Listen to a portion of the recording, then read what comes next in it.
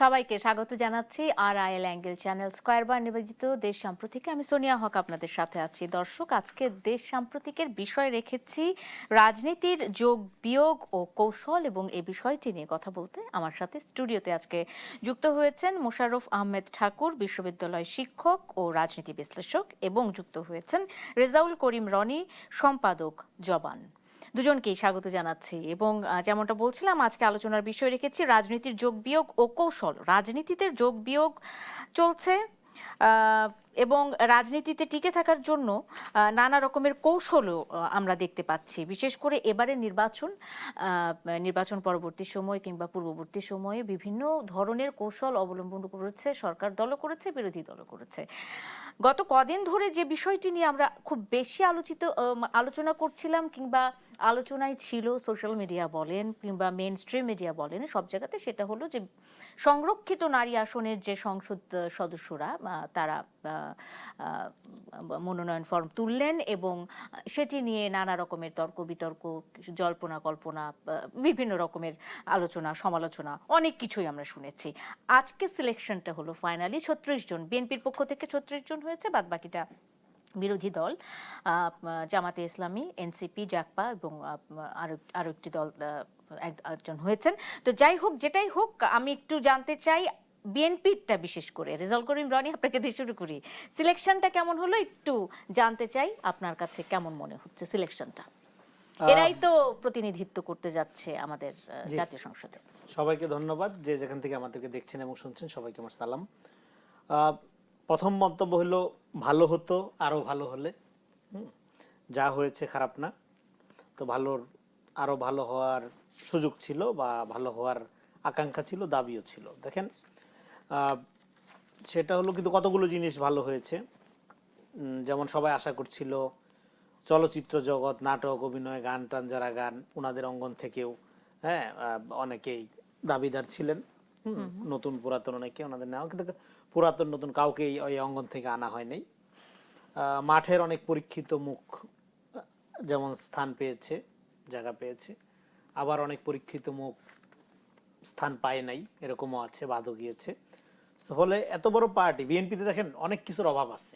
যেটার অভাব নেই সেটা হলো লোকের কোনো অভাব নেই, সব জায়গায় হলো প্রচুর প্রতিযোগিতা, সবাই সার্ভ করতে চায়। হ্যাঁ, সবাই সার্ভ করতে চায়। তো সেক্ষেত্রে আসলে কোয়ালিটি বেসড যদি না আগায়, তাহলে আসলে ইনসাফ করা সম্ভব না। মানে আপনি ধরেন প্রচুর নির্যাতিত আছে, প্রচুর ত্যাগী আছে, তো লক্ষ লক্ষ লোককে তার আপনি এমপি মন্ত্রী বানাইতে পারবেন না। তো সেক্ষেত্রে তো আপনার একটা সিলেকশনে যেতে হবে। সেই সিলেকশনে কোয়ালিটি এবং যোগ্যতা এবং অনেস্টি, পার্টির প্রতি ডেডিকেশন, পার্টির পলিসির প্রতি ডেডিকেশন, এগুলো কতগুলো জিনিস দেখে ঠিক করা হয়।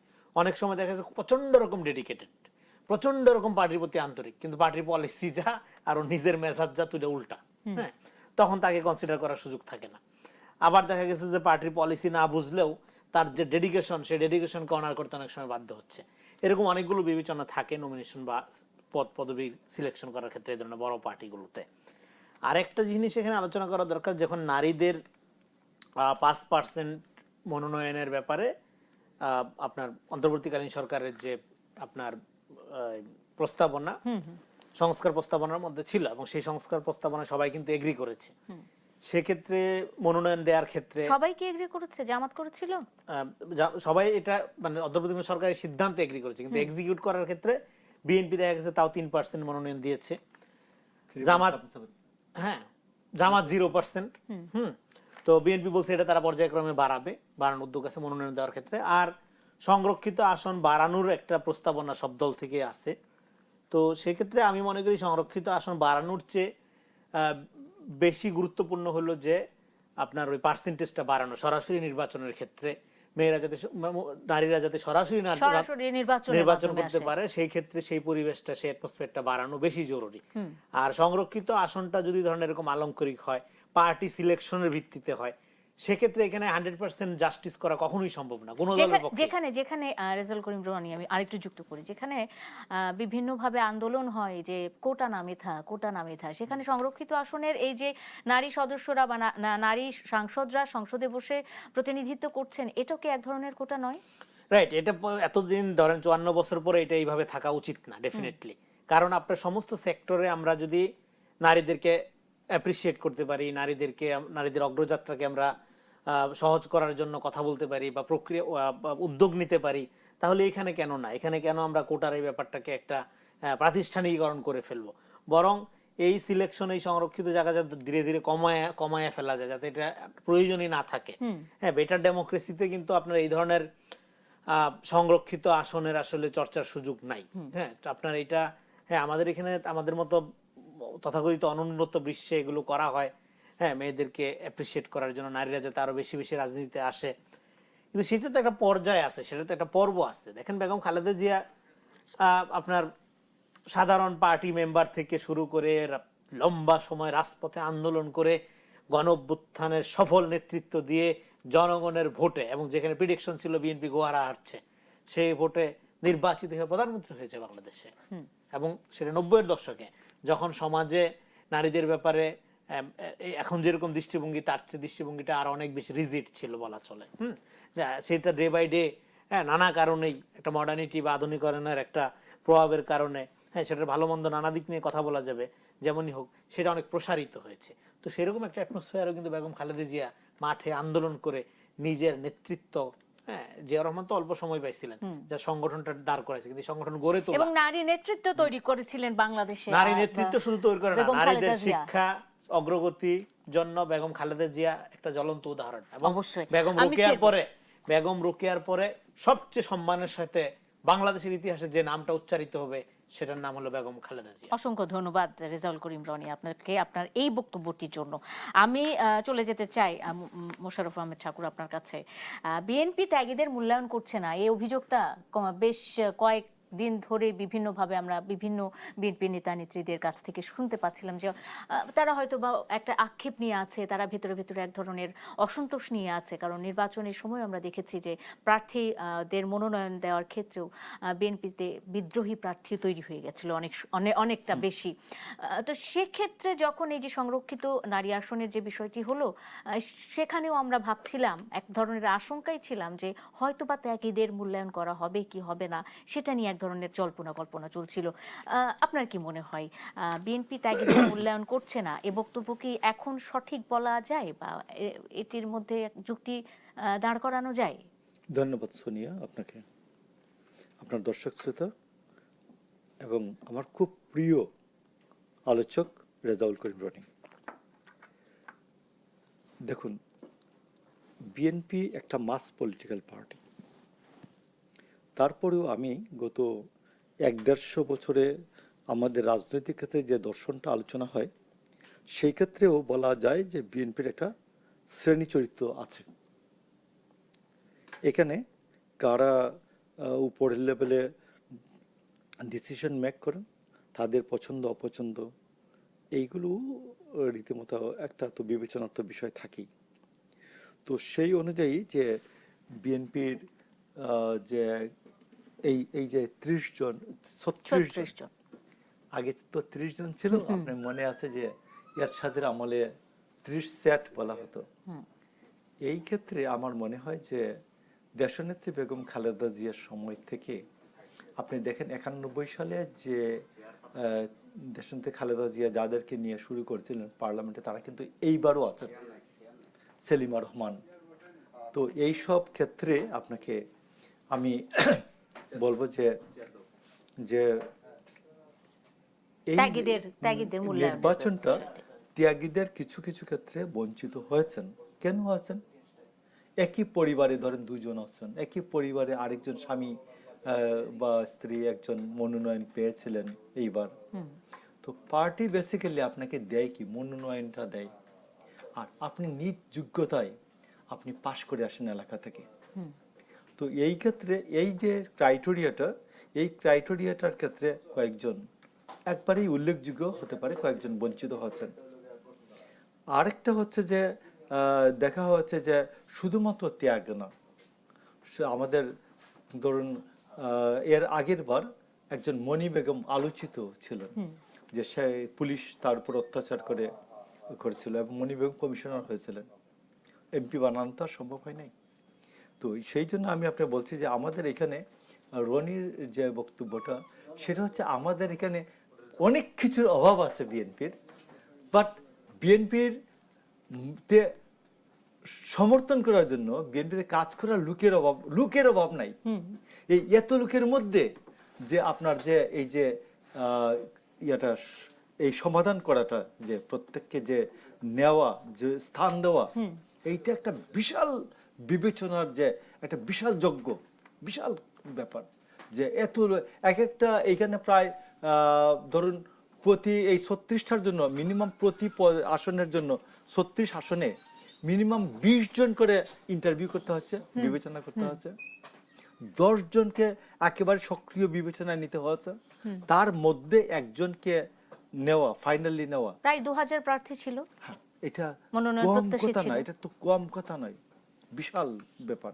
তো সেই ক্ষেত্রে যে আপনি তো সবাইকে সন্তুষ্ট করতে পারবেন না।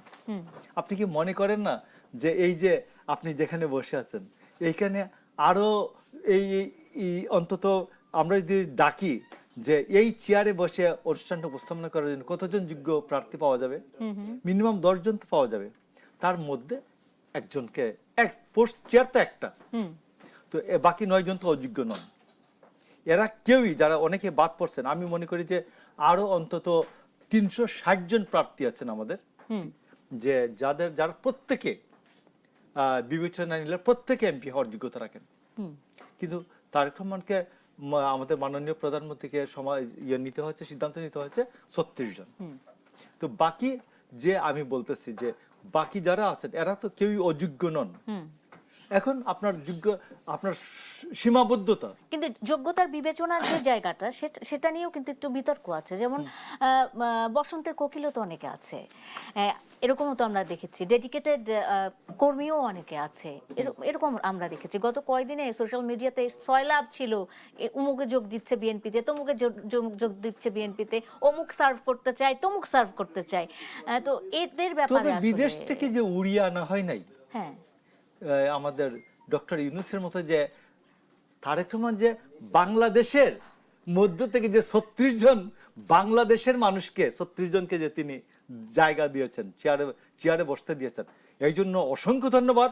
যে তার যে তারেক রহমান যে তাকিয়ে বলেন নাই যে সুইজারল্যান্ড থেকে নিয়ে আসো, লন্ডন থেকে নিয়ে আসো, আমেরিকার থেকে নিয়ে আসো, রাশিয়ার থেকে নিয়ে আসো, সারা পৃথিবীর থেকে আইনা যে 36টা দেশ থেকে এনে যে 36 জন বসিয়ে দেন নাই, এই জন্য তারেক রহমানকে ধন্যবাদ। তার মানে এবারে সংসদটা, আমরা যে সংসদ নিয়ে সমালোচনা করি সেই সংসদের মতো হবে না, এমনটা আশা করা যায়।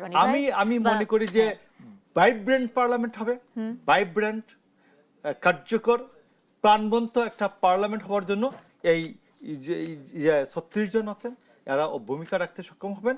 আর বাকি যারা বাদ পড়েছেন আমি তাদেরকে অবশ্যই বলবো, আপনারা পার্টিকে সার্ভ করুন, জনগণকে সার্ভ করুন, দেশকে সার্ভ করুন।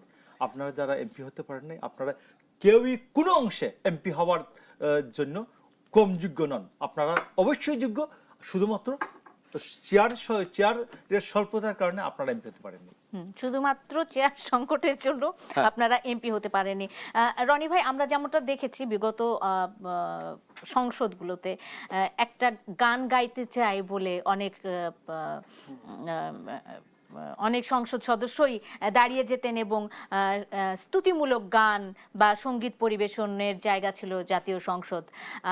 আমরা নিশ্চয়ই এরপরে সংসদে এ ধরনের কোনো আচরণ দেখব না এবং অত্যন্ত প্রাণবন্ত, যেমনটা বলছিলেন মোশাররফ আহমেদ ঠাকুর, একটা প্রাণবন্ত বা ভাইব্রেন্ট একটা সংসদ আমরা দেখতে যাচ্ছি। দর্শককে এই প্রশ্নগুলো উত্তর আপনাদের কাছ থেকে নিব। আমি ছোট্ট একটা বিরতির সময় হয়েছে, একটা বিরতি নিচ্ছি। আড়াইল অ্যাঙ্গেল চ্যানেল স্কয়ার বার নিবেদিত দেশ সাম্প্রতিকের সঙ্গে থাকুন দর্শক। ফিরছে এক্ষুনি বিরতির পর। স্বাগত আরেকবার, দেখছেন দেশ সাম্প্রতিক, নিবেদন করছে আড়াইল অ্যাঙ্গেল চ্যানেল স্কয়ার বার। আমি সোনিয়া হক আপনাদের সাথে আছি। রাজনীতির যোগ বিয়োগ এবং কৌশল নিয়ে আমরা আজকে কথা বলছিলাম। আমার সাথে আমার অতিথিরা যুক্ত আছে এবং আরো একটু জানিয়ে রাখতে চাই, আমার সাথে আবার নতুন অতিথি যুক্ত হয়েছেন মোস্তফা কামাল, উপবার্তা প্রধান এবং বাংলা ভিশনের, তিনি আমার সাথে যুক্ত হয়েছেন। আমি মোস্তফা কামালের কাছে এই অংশে শুরুতেই আলোচনাতে চলে যেতে চাই। মোস্তফা কামাল, খুব বেশি দিন না, হয়তোবা 2 থেকে 3 দিন আগে আমরা এই যে সংরক্ষিত নারী আসনের যে মনোনয়ন প্রত্যাশী যারা ছিলেন তাদের সম্পর্কে আলোচনা করছিলাম যে বিএনপি আসলে কি করতে যাচ্ছে, কিভাবে হিসাবটা মেনাবে, এই 36 জনের হিসাবটা বিএনপি কিভাবে করতে যাচ্ছে, কিংবা আমরা আদতেও সেই আগের কোনো সংসদের পুনরাবৃত্তি আমরা দেখতে পাবো কিনা বিভিন্নভাবে। আজকে সিলেকশন ফাইনাল হয়েছে, আমরা আমার দুই আলোচক তাদের মতামত দিয়েছে। আপনার কাছ থেকে আমি একটু এই সিলেকশনটা কেমন হয়েছে বিএনপি ঠিক বর্তমান প্রেক্ষাপটে আপনার কাছে জানতে চাই। ধন্যবাদ আপনাকে। নারী আসনের হিসাব মিলাতে গিয়ে এখানে যোগের বিষয় এসেছে, বিয়োগের বিষয় এসেছে, অবশেষে একটা ফলাফল দাঁড়িয়েছে। তো আবার নারী আসন বলতে সংরক্ষিত, তো রক্ষিত বা সংরক্ষিত শব্দগুলো একটু খুব সম্মানের না, বলতে গেলেও গোলমাল বাঁধতে পারে, লিখতে গেলেও আকার রস্বীকার এদিক সেদিক হলে অর্থ একেবারে ভিন্ন হয়ে যাবে। আপনি তো সেদিন আইটেম বলছিলেন। জি, তো সেটা সম্মানের না বলছি এই কারণে যে আমাদের বিগত কয়েকটি সংসদে গত 17 বছর বাদে, 15.5 বছর বাদে আমি সংসদ অধিবেশনগুলো কভার করেছি, সেই 1988 সাল থেকে করি। মাঝে মধ্যে কিন্তু কথা উঠেছে নারীদের আরো সম্মান বাড়ানোর প্রশ্নে, যে তাদেরকে দয়া মায় আর কোটায় না নেয়া, তাদেরকে সরাসরি প্রতিযোগিতা করে ইলেকশনের মাধ্যমে আসুক, নট সিলেকশন। তো কিন্তু প্রথাগত যে ব্যবস্থা তাতে সিলেকশনে করতে হয়েছে। তো এই সিলেকশনের মধ্যে আবার ঘুরিয়ে ফিরিয়ে আমরা ওই যে 36, অর্থাৎ ওখানেও একটা পিয়ার সংখ্যানুপাত, ওই পথে আমাদের যেতে হয়েছে। আগামীকাল থেকে এসএসসি পরীক্ষা শুরু হবে, ওখানে সবার নাম পরীক্ষার্থী, ওখানে ছাত্রী নামে আলাদা কারো পরীক্ষা হবে না, সেটা হবে সম্মানের। এবং বিগত কয়েকটা পাবলিক পরীক্ষা আপনি টানা দেখেন, এসএসসি এইচএসসি সহ আমাদের মেয়েরা ভালো করছে, এটা কিন্তু মেয়ে হিসাবে আলাদা কোটায় পরীক্ষা দিচ্ছে না। তো ওটা হলে আরো সম্মানের হতো। তারপরে যেহেতু আলোচনা হয়েছে অনেকবার, এখনো একটু একটু হচ্ছে, হয়তো আমরা আশা করতে পারবো যে ভবিষ্যতে তাদেরকে আরো সম্মানিত করা হবে, অর্থাৎ তারা ইলেকশনের মধ্য দিয়ে তাদের অভিষেকটা ঘটাবেন সংসদে। তো বিএনপি যে 36 জন দিয়েছে, এত বিশাল দল, এত বিশাল কর্মী নেতা, সেখানে অন্তত 3 জন করে ধরা হলো 108 জন আছে স্ট্যান্ডার্ডের বিএনপিতে, সবাই যোগ্য।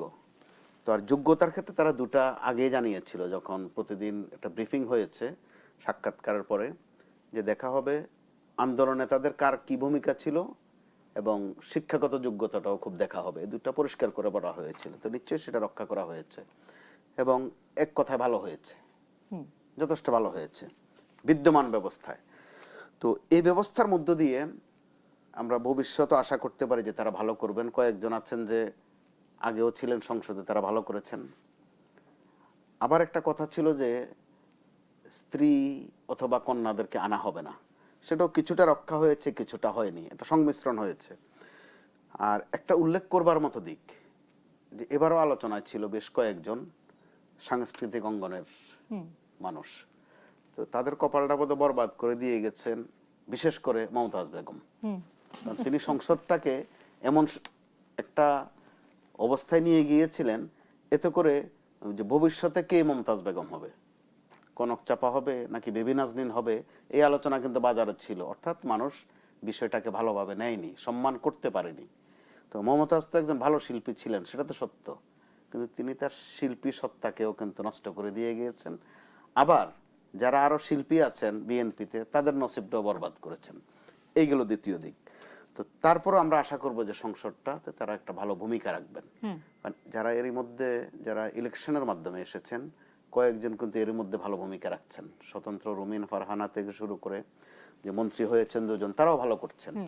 তো সেটাও আমরা আশা করব যে পুরুষদের তো একটা অনুভূতি থাকবেই, আমাদের যে নারীরা আছেন তারাও যদি ওই অনুভূতিটা জাগ্রত করেন যে আমরাও ইলেকশনের মাধ্যমে আসতে চাই, আমরাও আমাদেরকে আরেকটু সম্মানিত করতে চাই, তাদের দিক থেকেও যদি এই তাগিদটা থাকে, এই অনুভূতিটা থাকে, এই চাপটা থাকে, নিশ্চয়ই আমরা ভবিষ্যতে নারীদেরকে আরো সম্মানের তবে আমরা এটুকু আশা করতে পারি যে এবার যে এখন থেকে যে সংসদটা আমরা দেখতে পাবো, সেখানে এই যে 36 জন এবং বিরোধী পক্ষ থেকে আরো বাদবাকি আছে 14 জন আছে, সকলের সমন্বয়ে মানে একটা নারী প্রতিনিধিত্ব আমরা এখন দেখতে পাবো জাতীয় সংসদে। নারী প্রতিনিধিত্ব বললে অর্ধেক বলা হবে, হ্যাঁ, আমি বলবো মানবিক প্রতিনিধিত্ব। আমরা যখন মানুষ হিসাব করব তখন আর নারী আর পুরুষ ভাগ না করলেও চলে, সম্মানটা সার্বজনীন হয়ে যায়।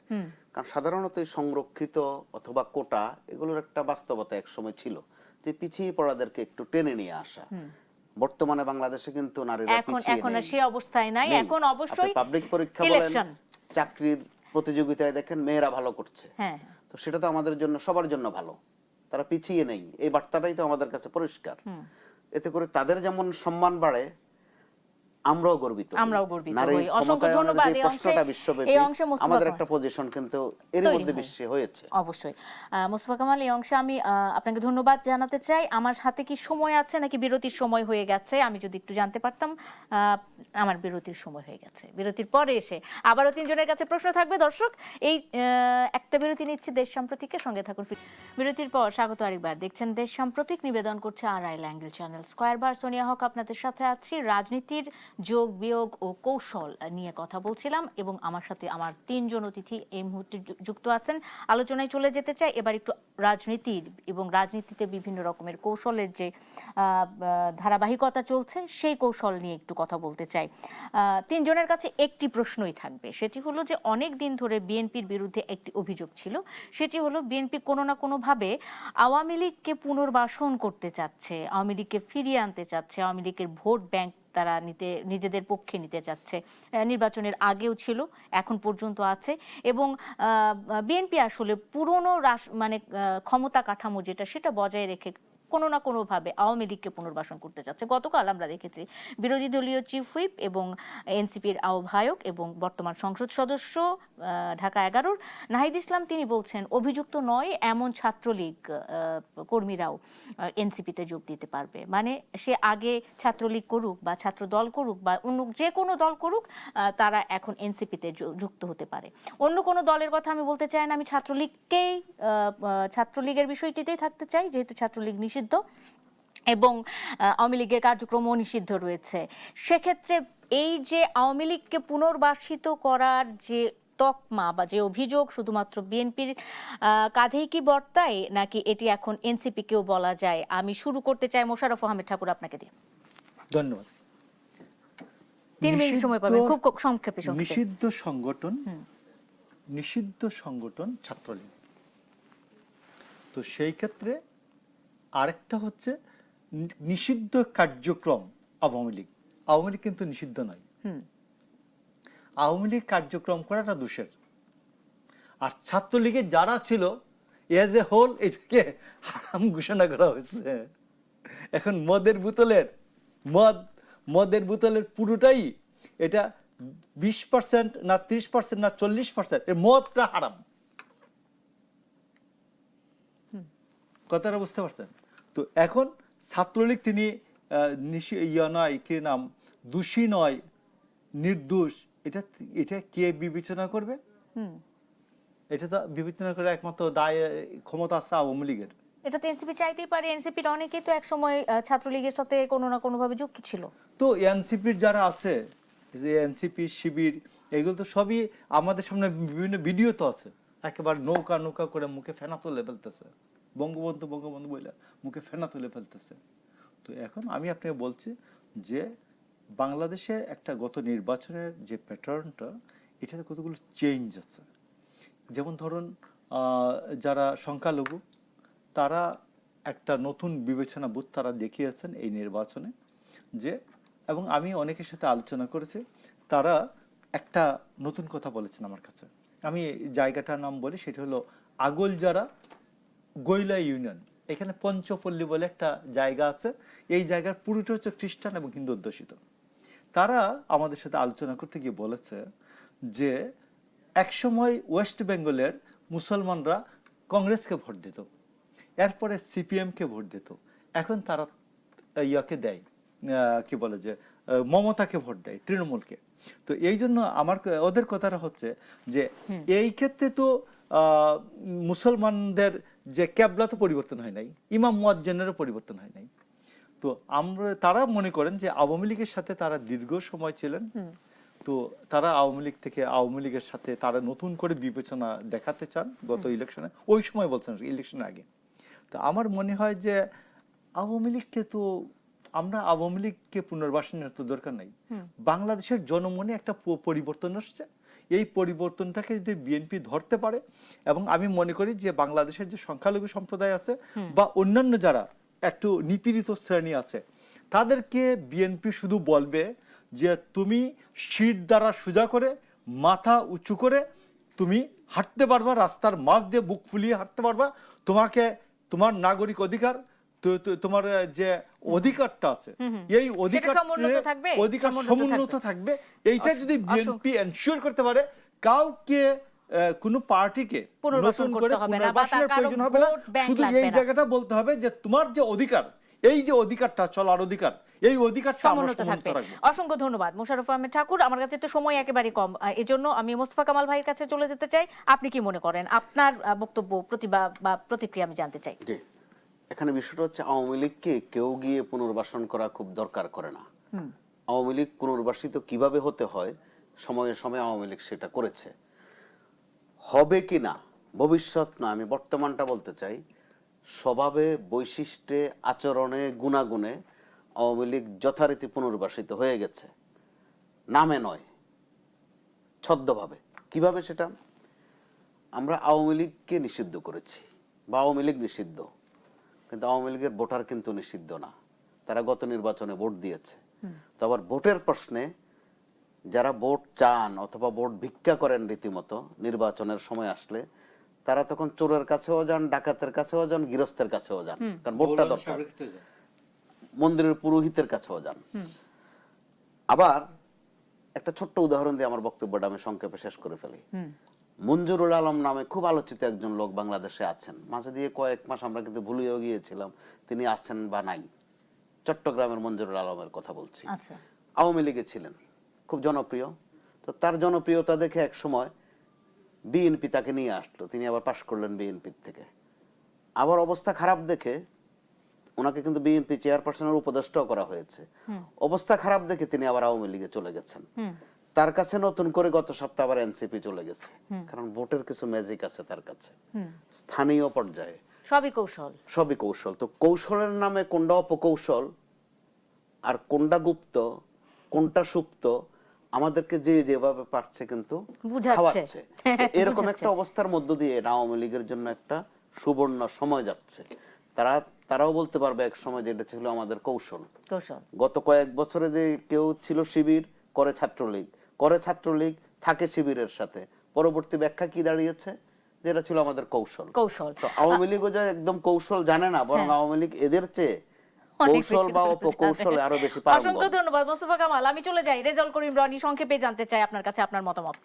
দেখেন, নীতি এবং কৌশল, এটার মধ্যে যখন আপনার কৌশল আপনার নীতিকে খাইয়া ফেলে, আপনার রাজনীতি জাস্ট ফিনিশড হয়ে যায়। যেমন বিখ্যাত দার্শনিক হান্না আরেন্ট একটা কথা বলছিল, মানে আপনার অরিজিন অফ টোটালিটারিয়ানিজমের লেখক, যে between two when you choose an evil, lesser evil or less evil, you choose basically an evil. মানে দুইটা খারাপ শয়তানের মধ্যে আপনি যখন একটারে বাইছে নেবেন, আপনি বেসিক্যালি একটা শয়তানি বাইছে নেন। তো ভালো আওয়ামী লীগ বলে কোনো ক্যাটাগরি নেই। হ্যাঁ, ওই যে ভালো খারাপ, মানে ভালো শয়তান, খারাপ শয়তান, যিনি বাছাই করেন তিনিও একটা শয়তান। হ্যাঁ, না শয়তান না হলে তো আপনি শয়তান বাছাই করবেন না। হ্যাঁ, তো এখন এই যে আপনি বাছাই করছেন, ভালো শয়তান খারাপ শয়তানের মধ্যে একটা শয়তানকে নিচ্ছেন, নেওয়ার মধ্য দিয়ে আপনি আসলে রাজনীতি কি করতে চাচ্ছেন? আপনি রাজনীতিতে ধরেন 15 বছরের হিসাবটা যদি পাশেও রাখেন, ছাত্র জনতার উপর সাংগঠনিকভাবে হত্যার নির্দেশ দেওয়া, প্রতিরোধের নির্দেশ দেওয়া, এটা একটা সাংগঠনিক সিদ্ধান্ত ছিল। তাহলে আওয়ামী লীগের এটা তো শুধুমাত্র ব্যক্তির সিদ্ধান্ত ছিল না, শেখ হাসিনার ব্যক্তির খায়াস হয়েছে মার পিটা গুলি কর, তা তো না। সংগঠন, সমস্ত অঙ্গ সংগঠনকে নির্দেশ দেওয়া হয়েছে তারা যেখানে পারো ছাত্রদেরকে প্রতিহত করো, হ্যাঁ, পিটায় শোয়ে ফেলো। তাহলে সাংগঠনিকভাবে আওয়ামী লীগের বিচারের কোনো উদ্যোগ নাই। আমরা সেই ছোটবেলা থেকে বলতেছি ট্রুথ অ্যান্ড রিকনসিলিয়েশন করা, যারা ফৌজদারি অপরাধ করছে তাদের আলাদা করো, আর যারা এটাকে একটা পলিটিক্যাল ইডিওলজি মনে করে তাদের আলাদা করো। সেটার কোনো খবর নাই। এখন আপনার কাছে এসে ছাত্রলীগ ভালো হয়ে গেছে, হ্যাঁ, ভালো ছাত্রলীগ আপনি খুঁজে বাই করে এনসিপিতে জয়েন করার কথা বলতেছেন। এটা ধরেন আমি ছাত্রলীগের সভাপতি, সাপোজ এই কথাটা যদি আমি বলতাম, তাতে কিয়ামত হয়ে যেত সোশ্যাল মিডিয়াতে আজকে। তো ফলে এই যে রাজনীতিটা তারা শুরু করতে যাচ্ছে, এটাই আওয়ামী মডেল। আওয়ামী লীগের সময় সাকা চৌধুরী বলে নাই যে রাজাকার যদি এই দিক দিয়ে ঢুকান, ওদিক দিয়ে বাইরে হইলেই মুক্তিযুদ্ধ হয়ে যাচ্ছে মেশিন। তাহলে তো একই রাজনীতি আপনি করতেছেন, হোক ছাত্রলীগ, হোক সন্ত্রাসী, হোক যা, আপনার সাথে জয়েন করলে সই হয়ে যাচ্ছে। এই আওয়ামী মডেল, এটা কি বলে আওয়ামী বিরোধী আওয়ামী রাজনীতি, এই মডেল তারা চর্চা করতেছে। এটা আল্ট্রা ফ্যাসিস্ট পলিটিক্স, এটা করতে হয় না আপনাকে। একটা হ্যাঁ, আপনি গণ অভ্যুত্থানে মহান সৈনিক হইতে পারেন, মহান ফেস হইতে পারেন, আপনার প্রতি আমাদের আবেগের কোনো শেষ নেই, কিন্তু আপনার এই পলিটিক্সটা একটা আওয়ামী পলিটিক্স, এই পলিটিক্সের কোনো ভবিষ্যৎ নেই। আপনি এর আগে বললেন কি ইতিহাসের দায় আছে এমন কারোর সাথে ঐক্যের প্রশ্নে ওঠে না, জামাতের সাথে জোট বাঁধলেন, জোট করলেন, তারপরে নাম দিলেন এটা রাজনৈতিক জোট, কিন্তু এমন কোন আর্গুমেন্ট আমরা দেখলাম না আজ পর্যন্ত। এনসিপি লোকজনের সাথে টকশো করি, জামাতের প্রত্যেকটা পয়েন্ট তারা ডিফেন্ড করে, যেটা জামাত করতে পারে না তাদেরকে এই টকার হিসাবে পাঠায় আমাদের সাথে বেয়াদবি করে। অসংখ্য ধন্যবাদ, অসংখ্য ধন্যবাদ রেজাউল করিম রনি। আসলে সময় আমার কাছে মানে যেমনটা মোশাররফ আহমেদ ঠাকুর বলছিলেন যে চেয়ারের অভাবে সকলেই সমান যোগ্যতা নারী আসনে বসার ছিল, কিন্তু চেয়ারের অভাবে বসতে পারছে না। আমার কাছে আসলে সময়ের অভাবে আমি আরো অনেক কথা শুনতে পাচ্ছি না আপনাদের কাছ থেকে। আজকে মতো শেষ করতে হচ্ছে। আপনাদের তিনজনকে ধন্যবাদ জানাচ্ছি, আর দর্শক এতক্ষণ যারা ছিলেন দেশ সাম্প্রতিকের সাথে আপনাদেরও ধন্যবাদ। শুভরাত্রি।